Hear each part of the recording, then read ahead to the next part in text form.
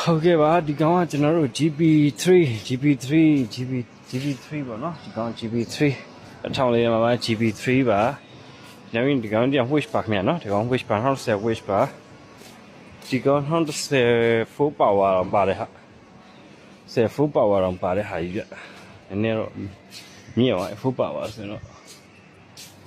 full power ဆိုတော့နည်းနည်းမြင့်ပါပြီခေါင်းမှာတော့နည်းနည်းကျွန်တော်တို့ဟိုလှုပ်ချက်ဆွဲချက်လေးတော့ရှိမယ်နော်ခေါင်းမှာတော့ဆွဲချက်လေးတော့ရှိမယ်ဟောလေးချက်တောင်နော်ကျွန်တော်တို့ကီလို3,900ဝန်းကျင်ရှိတယ်ကဲခင်ဗျ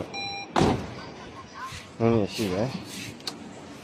ဟုတ်ကဲ့ဒီကောင်ကျွန်တော်တို့2008တစီထပ်ပါမယ်နော်2008တစီထပ်ပါမယ်ဒါပေမဲ့ဒီကောင်နည်းနည်းလေးဟိုကတော့ဗီဒီယိုထဲမှာတန့်ကျင်တတ်မယ်နော်ဒီမှာအပေါ်ကနည်းနည်းလေးဖုံးပိတ်ရရတော့ရှိနေနော်ဗီဒီယိုထဲမှာလည်းတန့်ကျင်တတ်မယ်ဗျကြိုပြောထားတာပါဟုတ်ကဲ့ဒီကောင် Toyota Wish ပါဟုတ်ကဲ့2014ကျွန်တော်တို့ဒီမှာအပြောင်းလေးရှိမယ်ဒီမှာကျွန်တော်တို့2014မေးထားတဲ့အချင်းကြီးကိုနော်2014မေးထားချင်းကြီးကိုတွေဟုတ်ကဲ့ပါခင်ဗျဒီမှာကျတော့ကျွန်တော်တို့30နဲ့